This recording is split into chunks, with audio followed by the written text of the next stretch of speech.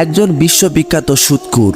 ওই সুদখোর এত সুদ খেয়েছে, সুদ খেতে খেতে তার বিশাল অঙ্কের টাকা বানিয়ে ফেলেছে। ওই সুদখোর একদিন রাস্তা দিয়ে হেঁটে যাচ্ছে। হেঁটে যাওয়ার পথে বাচ্চারা রাস্তার পাশে খেলাধুলা করতেছে। ওই সুদখোর যাওয়া মাত্রই বাচ্চারা বলতেছে, ওই তোরা কে কোথায় আছিস, চল তাড়াতাড়ি যাই। ওই যে সুদখোর আসতেছে, ওই সুদখোর যদি আমাদের সামনে দিয়ে যায় তাহলে আমরা নাপাক হয়ে যাব, আমরা ধ্বংস হয়ে যাব। সুতরাং চল আমরা তাড়াতাড়ি যাই। ওই সুদখোর যুবক ওই বাচ্চাদের কথা শুনে সে ভেঙে পড়লো। সে বলতেছে, হে আমার রব, আমি এতটা খারাপ হয়ে গিয়েছি, ছোট ছোট বাচ্চারাও আমাকে ঘৃণা করে। হে আমার রব, আমি এতটাই খারাপ যে আমাকে দেখলে বাচ্চারা চলে যায়। হে আমার রব, আমি আজ থেকে ওয়াদা দিলাম আর জীবনে কোনোদিন সুদ খাবো না। এবার মনে মনে সে তওবা করে ফেললো। এবার বাড়িতে গিয়ে বলল তার বিবিকে, হে আমার বিবি, আজ থেকে আমি সুদ খাওয়া ছেড়ে দিয়েছি, আর সুদ খাবো না। এবার তওবা করলাম। সুদখোরদের নিয়ম হলো, যারা তওবা করবে তাদের সুদের টাকা ঘরে রাখা যাবে না, সবগুলা ফিরিয়ে দিতে হবে। এবার সুদখোরের টাকা সব ফিরিয়ে দেওয়া হলো। ফিরিয়ে দিয়ে এবার তিনি গরিব হয়ে গেলেন, আর টাকা নাই। এত গরিব হয়ে গেলেন এখন তিনি চলতে অক্ষম। তার ওয়াইফ বলতেছে, হে স্বামী, সবাইকে তো এখন টাকা দিয়ে দিলেন, এখন তো দরবেশ হয়ে গেলেন, এখন আমরা কিভাবে চলবো? এখন আমাদেরকে টাকা এনে দেন।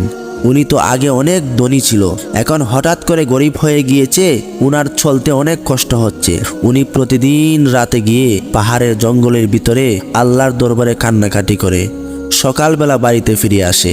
ওনার স্ত্রী বলে, আপনি প্রতিদিন চলে যান, রাত্রে সকালে আসেন, বাচ্চাদের কোনো খোঁজখবর রাখেন না, আমি ওদেরকে কোথায় থেকে খাবার খাওয়াবো? উনি তার স্ত্রীকে বললেন, হে আমার স্ত্রী, আমি একজন মালিকের চাকরি করি, ডিউটি করি। ওই মালিক বলেছে মাস শেষ হলে তিনি আমাকে বেতন দেবে, সুতরাং তুমি কিছু কষ্ট করে চলো, মাস শেষে তোমাকে আমি ওই মালিকের কাছ থেকে টাকা এনে দেব।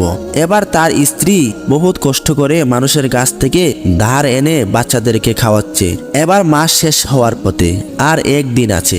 এবার তার স্ত্রী বলতেছে, হে আমার স্বামী, এতদিন বহুত কষ্ট করে চলেছি, এবার তোমার মালিককে বলবা বেতনটা যেন কালকে দিয়ে দেয়, আর না হলে কি করে চলবো? উনি বলেন, ঠিক আছে, আমার মালিককে বলবো। উনি তো কোনো মালিকের চাকরি করে না, উনি পাহাড়ে গিয়ে আল্লাহর দরবারে কান্নাকাটি করে।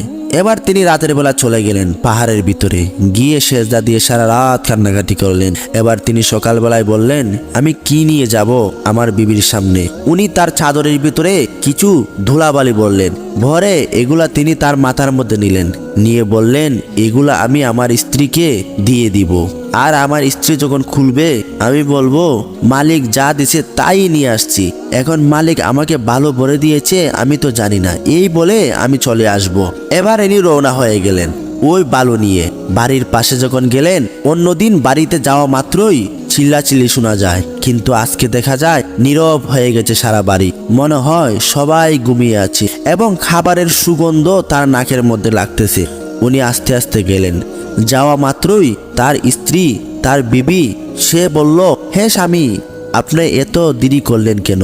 আপনি কোথায় ছিলেন? আপনার জন্য আমি অপেক্ষায় বসে আছি, বাচ্চারা খাবার খেয়ে ঘুমিয়ে গিয়েছে, আপনি কোথায়? আসেন, আপনাকে নিয়ে আমি খাবো। উনি বললেন, হে স্ত্রী, তুমি কোথায় থেকে খাবার পেলে? আমি তো খাবার এখনো আনি নাই, তুমি কোথায় থেকে খেলে? তুমি কোথায় থেকে পেলে? এমনি তার স্ত্রী বলতেছে, কেন আপনি কি জানেন না আপনার মালিক আপনি আসার আগেই আমার কাছে কিছু স্বর্ণ মুদ্রা এবং টাকা খাবার দিয়ে দিয়েছে, আর বলেছে তোমার স্বামীকে বলবা ভালোভাবে যদি ডিউটি করে তাহলে বেতন আরো বেশি বাড়াইয়ে দিবে।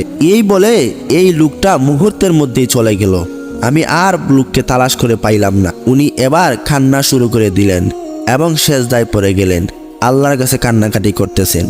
তার স্ত্রী বলল, হে স্বামী, আপনি কেন কাঁদেন? আপনার মালিক তো আপনাকে বেতন দিয়ে দিয়েছে, তাহলে আপনি কেন কাঁদবেন? উনি বলেন, হে আমার বিবি, আমার মালিক আমাকে টাকা দিয়েছে, এটা কোন মালিক তুমি কি জানো? আমি কোনো মালিকের ডিউটি করি নাই, আমি কোনো দুনিয়ার মানুষের ডিউটি করি নাই, আমি জঙ্গলের ভিতরে সারা রাত আমার মাবুদের দরবারে কান্নাকাটি করেছি। এখন আমার তওবা, আমার কান্নাকাটি আমার মাবুদ গ্রহণ করেছে, তাই তোমাকে ফেরেশতা দিয়ে খাবার পাঠিয়েছে।